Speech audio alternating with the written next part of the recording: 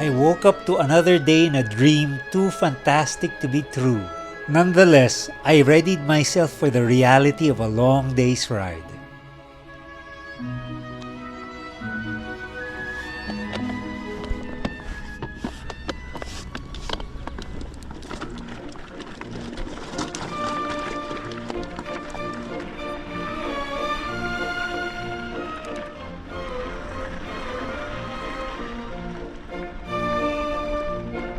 Buongiorno.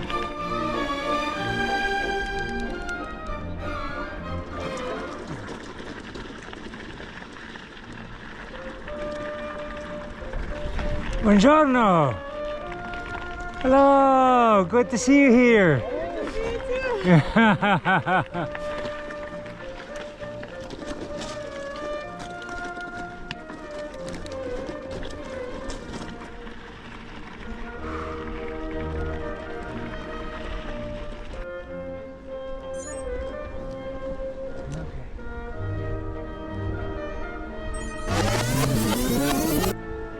Buongiorno.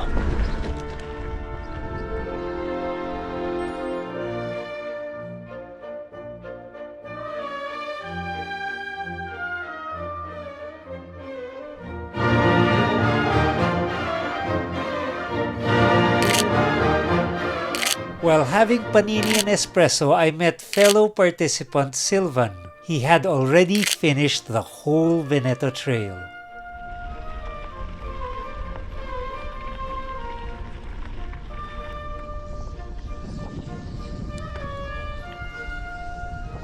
Buongiorno. Buongiorno.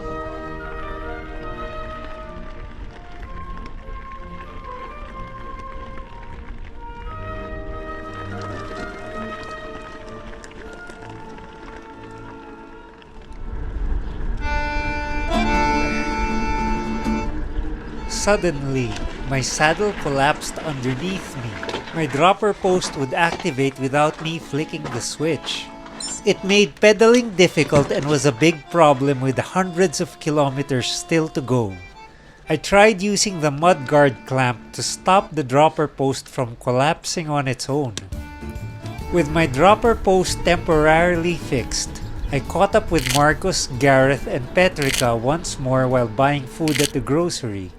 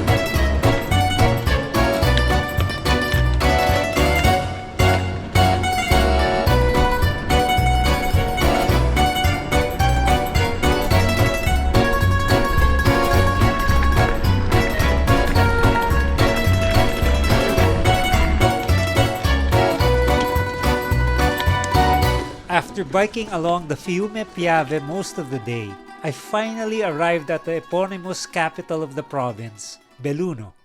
And it was terrifying. This was the only time along the route I feared injury, but not for myself. It was so narrow I couldn't even stop and walk alongside my bike. There wouldn't be any space left for pedestrians. Scusi, scusi. Sorry. Sorry. The only way was to keep biking.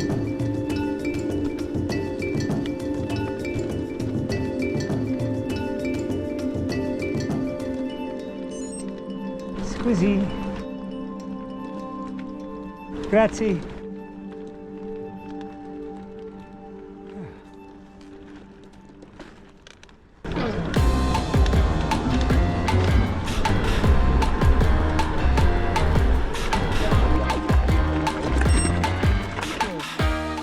Before I went beyond the outskirts of town, I began looking for a place to stay that night, but several were closed that day, as I learned with the help of Google Translate.